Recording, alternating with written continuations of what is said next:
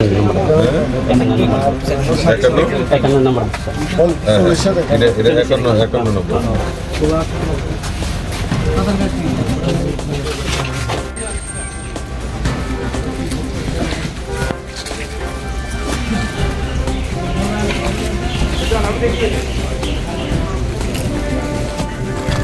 হ্যাঁ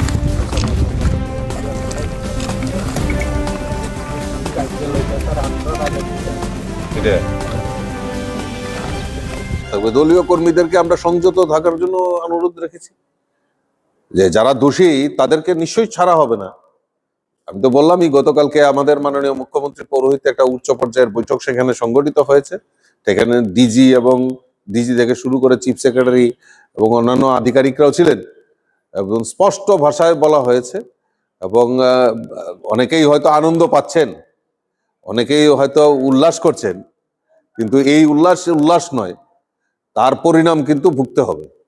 কাজেই BJP party office আক্রমণ, অগ্নিসংযোগ করে বিজেপি অফিসকে মানে কর্মীদের উপর আক্রমণ করে কেউ যদি মনে করে রেহাই পাবে, এটা স্বপ্ন দেখছে।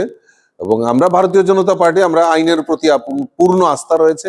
বিভিন্ন জায়গায় মামলা করেছি, বিভিন্ন জায়গায় আমরা আমাদের আমাদের আমরা পুলিশের আধিকারিক, সিভিল অ্যাডমিনিস্ট্রেশন, তাদের কাছে আমরা জানিয়েছি। পরবর্তী সময় আমরা দেখব, কিন্তু কাউকে রেহাই করা হবে না।